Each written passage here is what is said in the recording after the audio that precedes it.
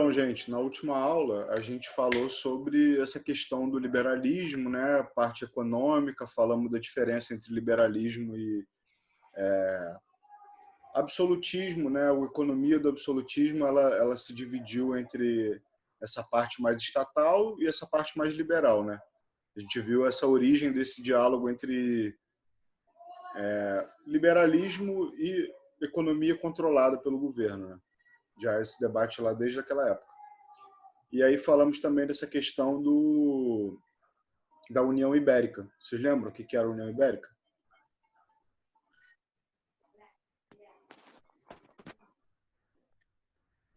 Alguém lembra? Era aquela situação em que, como o Dom Sebastião morreu, o trono de Portugal ficou desocupado. Lembra que a gente falou daquela história do Dom Sebastião foi para lutar essa batalha onde fica ali a região mais ou menos do Marrocos e o exército dele sumiu. Lembra que a gente falou disso? E aí ficou uma situação meio de Messias, né, que desapareceu e tal. A gente tinha conversado sobre essa questão. Então, Eu lembro, sim. lembra? Então, no lugar dele, não tinha ninguém para substituir, né?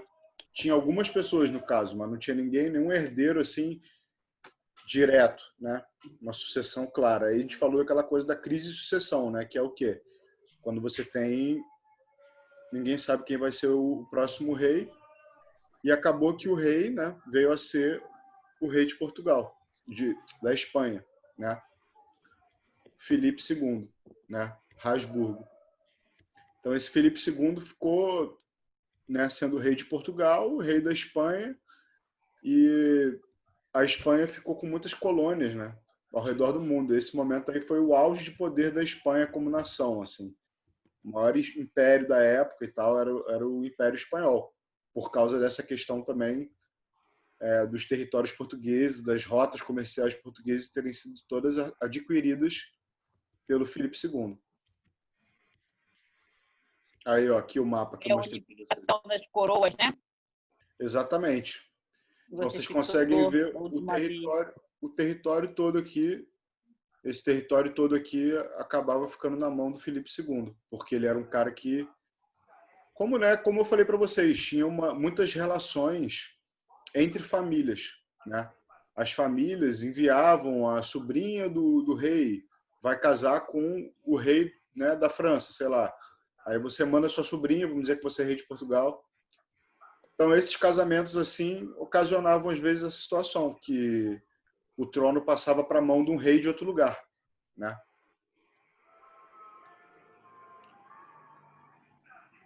Então a gente pode começar, acho que a gente não leu esse slide aqui, vamos lá. Esse slide aqui ele fala desde o começo lá até esse momento que a gente está falando, né? Do começo da colonização até mais ou menos a metade do século XVII, que é o tema aqui da aula. Então Posso ler? alguém pode isso, por favor. Pode parar no parágrafo ali. Tá. Um fator importante que gerou consequência com a união das coroas, fora os territórios que Portugal e Espanha conquistaram a partir do século XIX. 16. Com a grande, desculpa, século XVI. Com a grande navegações grandes navegações. Portugal é a maior potência marítima europeia do século 16. 16. Havia chegado na América em 1500, no território que hoje pertence ao Brasil. A Espanha, no entanto, chegou na América Central em 1492.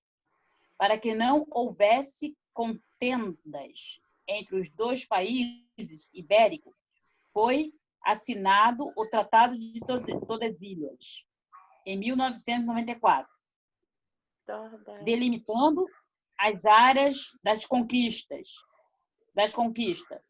e exploração de cada país no continente americano.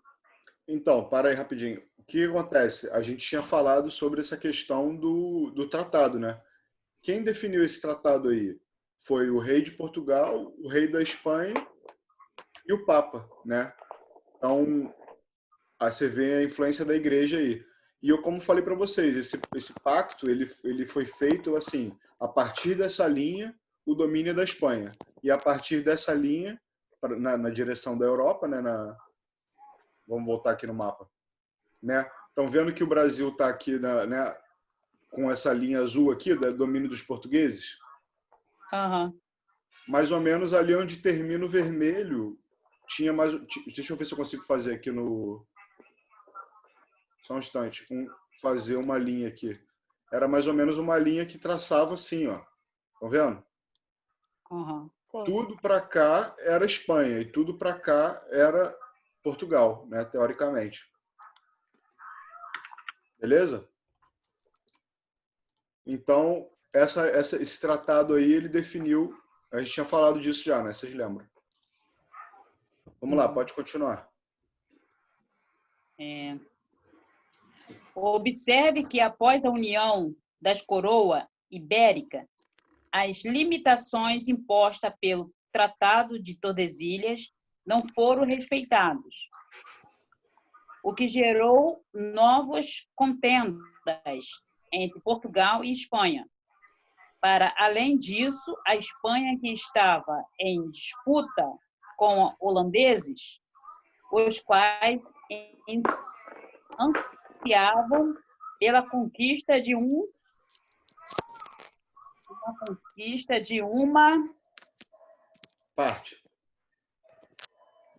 parte do território da Hi.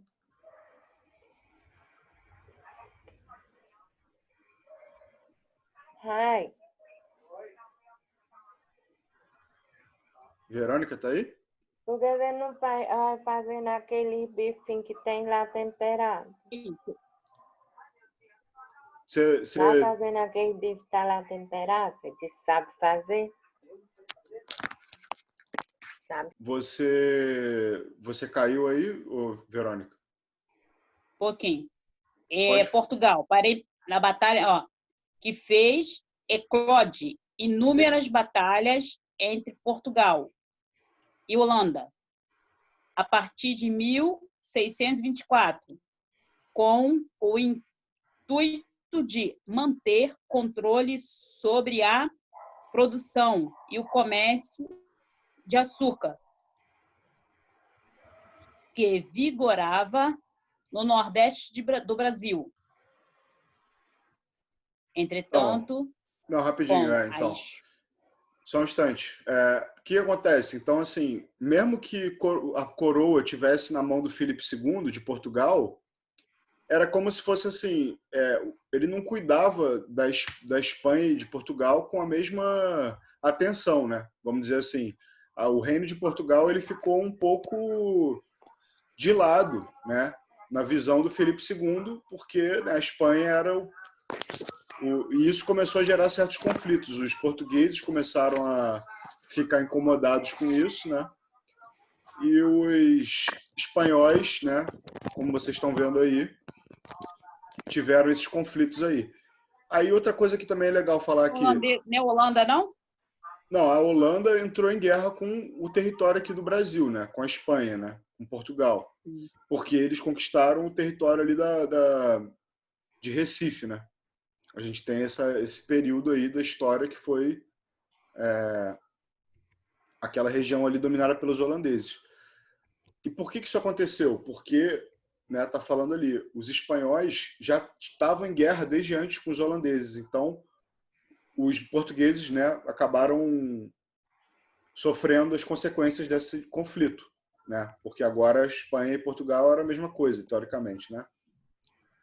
Ah, é? Elas tinham se unido ali nesse período? Espanha e Portugal se uniram. Essa é a questão da União Ibérica, né? Porque o rei de Portugal morreu e aí o trono passou para a mão do rei da Espanha, entendeu? Entendi. Queriam Aí, dominar tudo. exatamente. Os espanhóis estavam gigantes nesse momento aí.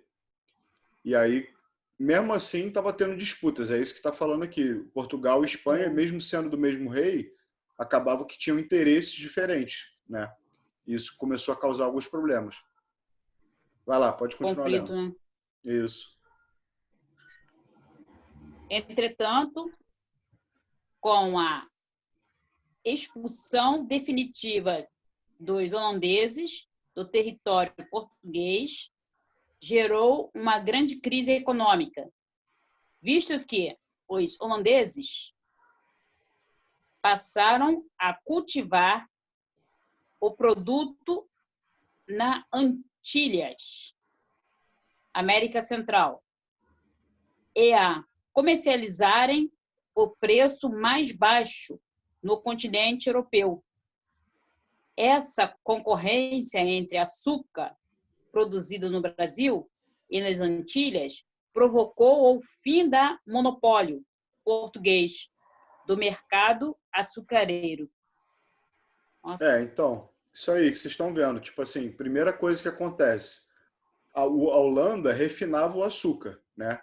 Então a gente enviava a cana de açúcar para lá, eles tinham as técnicas, tinham as máquinas, vendiam as máquinas para a gente poder refinar o açúcar. Eles tinham essa tecnologia, né? Então o interesse deles era de conquistar o lugar onde a mão de obra, né, a mão de obra era barata e tal, toda aquela coisa escrava e tal. Então eles começaram a ter essas colônias na Antilhas e agora também no Brasil. Então eles poderiam produzir a cana, né? E refinar a cana e, né, acabar com esse monopólio português no mercado da cana, né? E aí começaram a surgir também outras colônias inglesas, né, na Jamaica, outras colônias também francesas, né, a Guiana francesa e tal. E tiveram várias tentativas de cultivar açúcar aqui. E o que isso aconteceu, né? Como que isso aconteceu? As pessoas queriam entrar nesse mercado do açúcar. Quando Portugal perdeu esse monopólio, é quando a gente vê um declínio da economia do açúcar, né? Vocês vão ver isso na história do Brasil, provavelmente vocês já viram. Então vocês estão vendo como esse comércio mundial aí afeta a economia do Brasil também nessa época. Estão vendo aqui o mapa das Antilhas? Esse território aqui que começou a ser ocupado e cultivar cana aqui, né? E começou a competir com o mercado português. Vamos lá, agora a gente vai falar da Companhia das Índias Orientais Britânicas, né? Que é a Inglaterra procurando esse colonialismo, mas vocês reparem a diferença aí, né? A gente não está falando de colonialismo da coroa portuguesa ou da coroa, né, britânica. A gente está falando de uma companhia das Índias, né, que ela tem laços firmes com o governo britânico, né, com a coroa inglesa, mas que funciona como uma companhia, né? E o que isso lembra vocês? Que eu falei para vocês bastante na última aula, que a cultura da Inglaterra é uma cultura voltada para o liberalismo, tá bom? Então eles vão ter já essa iniciativa corporativa, companhia, né? Vocês estão vendo a diferença? Vocês conseguem entender o que eu estou falando? Uhum. Enquanto esses outros países estão ainda num registro de, né, forte associação da coroa no processo colonizatório, aqui já tem uma maior questão liberal, né? Uma companhia e tal, que vai lidar de uma forma mais financista. Alguém pode ler aqui, por favor? Sem ser a Verônica? Parando nos parágrafos aí, por favor. Eu posso, professor. Tá bom. Então lê pra gente aí, Val. Deixa eu aumentar aqui um pouco a minha letra aqui. Minha tela está pequena. Pequenininho, né? Companhia das Índias Ocidental é o nome dado a diversas companhias europeias que iniciaram o comércio com a Índia e o extremo Ocidente. Durante o século XVII, as companhias das Índias Oriental constituíram empresas empresas privadas Empresas. que recebiam. Aonde eu tô?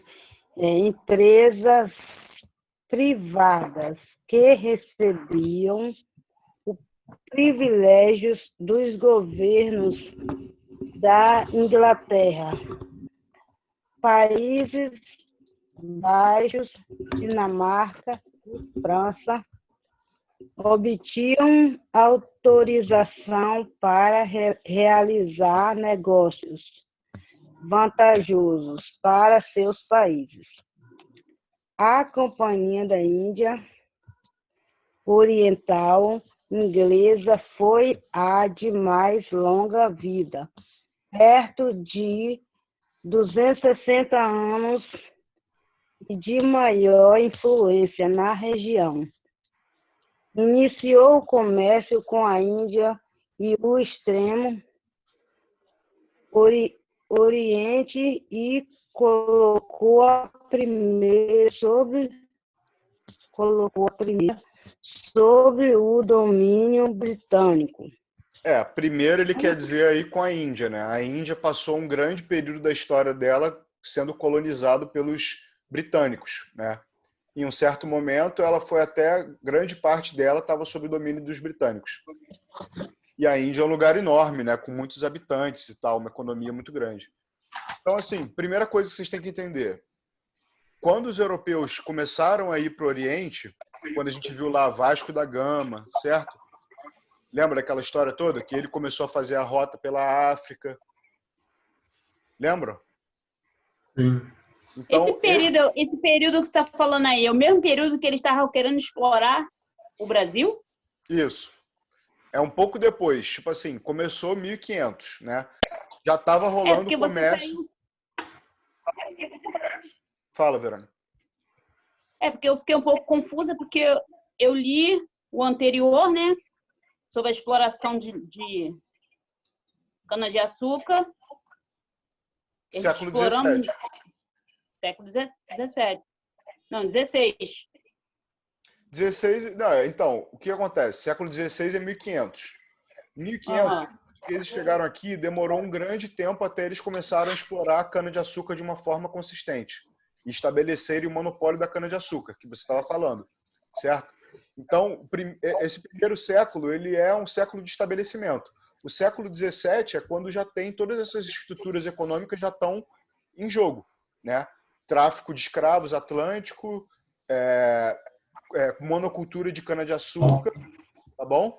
E aí os holandeses queriam participar desse comércio também, né? Então os holandeses decidiram entrar na brincadeira. Mas isso aí é o século XVII. Agora, eu estou falando para vocês que, assim, o que aconteceu? Começou a ter comércio com o Oriente durante o início das grandes navegações, aquelas últimas aulas que a gente teve, né? Quando tem o Vasco da Gama, né? O Vasco da Gama vai lá para a Índia, para a China e tal, visita aquele cara Marco Polo também, né? Começa a trazer essas influências do Oriente. E o comércio do Oriente, que era muito rico, né? A gente falou daquela coisa da rota de seda, que era o comércio que atravessava a Europa e o Oriente Médio, né? Trazendo coisas da China, né? Então, o Oriente era muito rico, né? A China, um império assim, milenar, com uma extensão gigante, muito rico, certo? Então, os europeus tinham interesse de entrar nesse comércio aí. Para me dar a entender o entendimento que você quer sair, você saiu de uma época anterior, a mais de 200 anos anterior, que aconteceu aquele processo de eles quererem se poçar da cana-de-açúcar, não é isso? Não é 200 anos, não, é cento e poucos anos, né? Porque a gente está falando assim, século XVII é 1600. 1600. Né? E quando que os portugueses chegaram no Brasil? Não, 1500 é século XVI. Tá. Você soma um sempre, tá bom? Então, a 15 século XV é 1400, né? Que foi quando descobriram a América, foi quando? 1492, finalzinho do século XV. Então não tinha nada aqui nessa época. Agora, no século XVI, começou a ter feitorias, né? Aquela coisa toda que a gente falou, tá bom? Os espanhóis conquistaram os astecas, os incas, Isso aí foi durante o século XVI. Aquelas aulas lá atrás. Eu estou querendo entender o tempo de um para o outro. É um século de diferença. Século XVII e século XVI. Eu li o anterior, dá de entender que muitos acontecimentos. Aí passou para esse século agora. Mas o último slide estava falando do século XVII. Uhum. Aqui, ó. Agora tá falando aqui embaixo, 1624, né? Já é o século XVII. Vamos continuar aqui. Então, o que acontece? Nesse tempo aí que a gente está falando, que é o século XVII, todas essas aulas agora vão ser sobre o século XVII. A gente já está na terceira aula. O que está acontecendo? O controle da economia por parte do Estado na França, né, o absolutismo, tudo aquilo que a gente já falou, e o liberalismo na Inglaterra e tal. Então, o que a gente está vendo aí? A Inglaterra queria entrar nesse comércio que Portugal estava realizando, né? Que era com o Oriente. Então, eles começaram a fazer essas companhias, né? Que funcionavam a partir de investimentos e capital privado, né? Igual a gente pensa hoje em dia numa companhia, numa empresa, né? Que já era começando essa coisa, tá bom? Capitalismo no seu início. E aí eles começaram a ir para a Índia, ir para a China, querendo trocar para o Japão. O Japão acabou, né, tendo problemas também com pessoas vindo de fora. E aí eles estabeleceram esse comércio aí, tá bom? A partir do quê? Dessa empresa, dessas companhias, tá bom? Pode continuar lendo aí, Val. Antes de 1600, Portugal controlava a maior parte do comércio europeu com a Índia e o Extremo Oriente,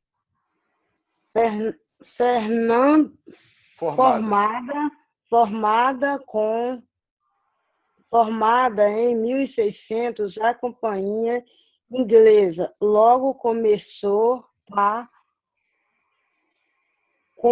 competir com os portugueses. Em 1602 foi fundada a Companhia Holandesa, em Portuguesa, e expulsaram seus concorrentes da Índia. Você pulou uma linha.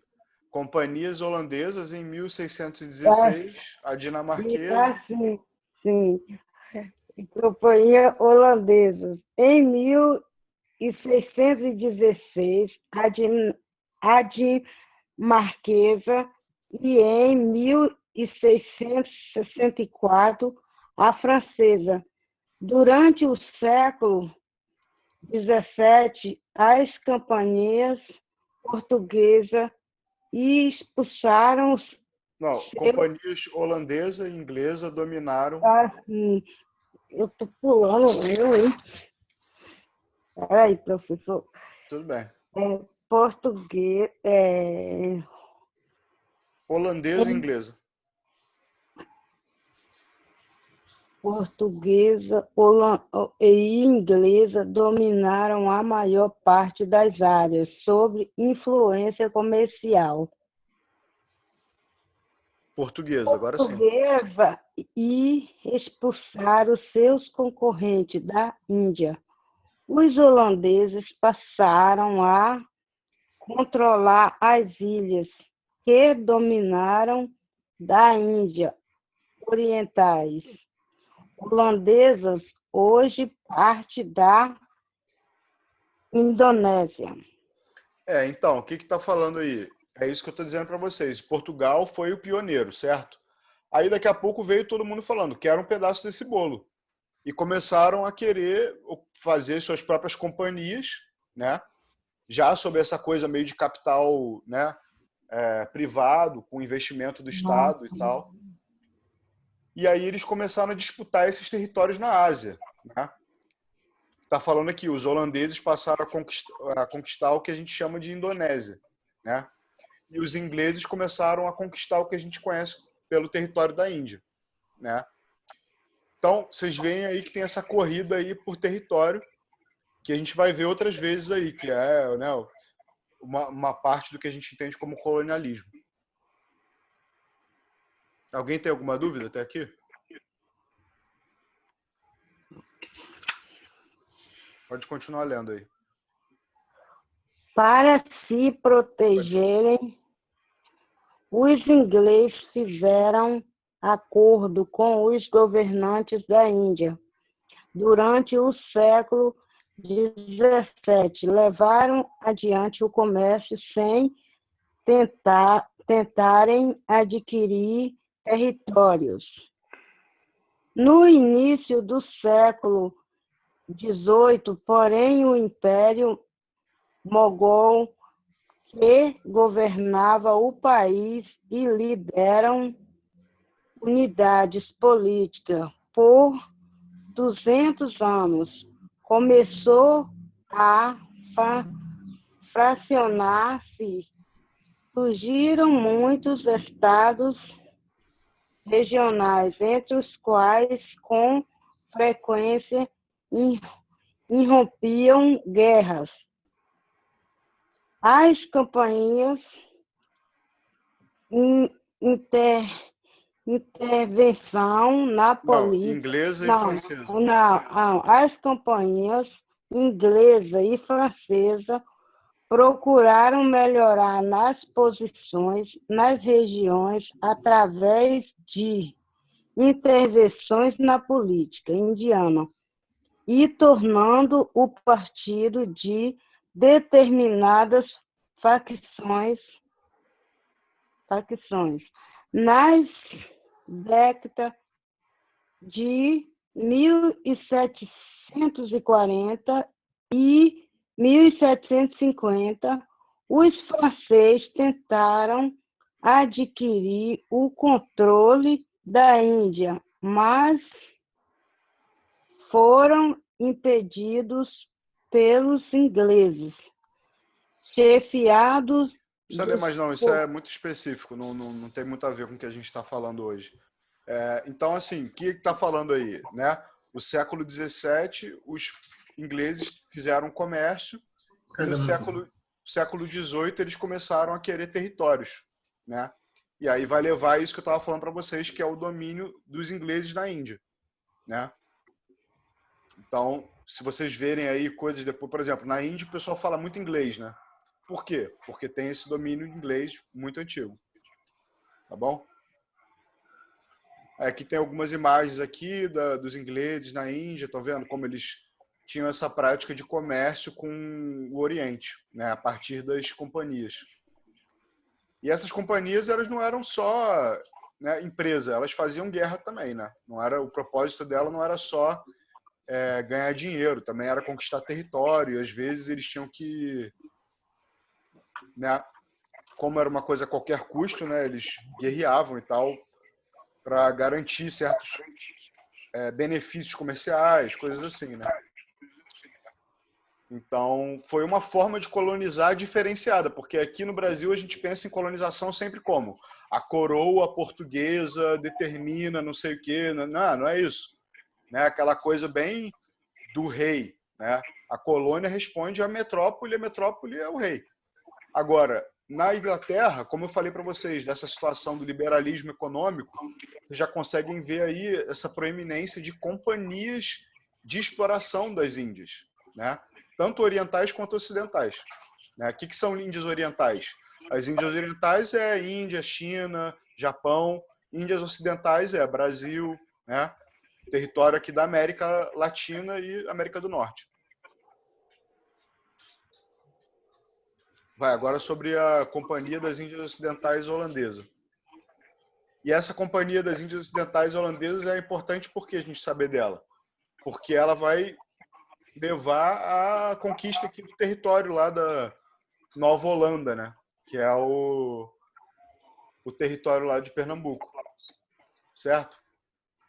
Aqui no Brasil. Alguém pode ler aí? Vai acabar o tempo, não, André? É isso. Vai acabar em 6 minutos, mas a gente pode tentar ler aí eu começo de novo. Vou ler então. A Companhia das Índias Ocidentais Holandesa foi fundada em 1621 como objeto de promover uma guerra econômica contra a Espanha e Portugal. O monopólio ibérico do comércio entre a Espanha e a América era um incômodo político e econômico. A empresa a empresa que foi fundada pelos holandeses, como maneira de promover negócios entre as colônias americana e africana. Detetive durante o... Não, desculpa, deixa eu dar uma paradinha aqui, eu estava mutado. Então, exatamente, essa questão aí desse monopólio, né? Porque quando você estabelece uma colônia, você também quer estabelecer um monopólio. E aí, o que é esse século XVII? Todo mundo entrando na corrida do colonialismo também. E aí a quebra desses monopólios. Bom? Então, pode continuar. Deteve durante o século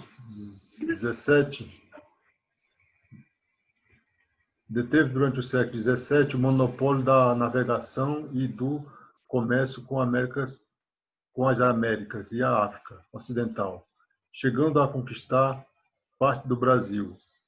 O domínio temporário por parte do Brasil durou de 1630 a 1654, quando o país foi batizado de Nova Holanda. Já falamos, já. Antecedente, lançando ao mar, a Holanda passou a transportar açúcar para a Europa, mas o produto era submetido a controle alfandegário por Lisboa.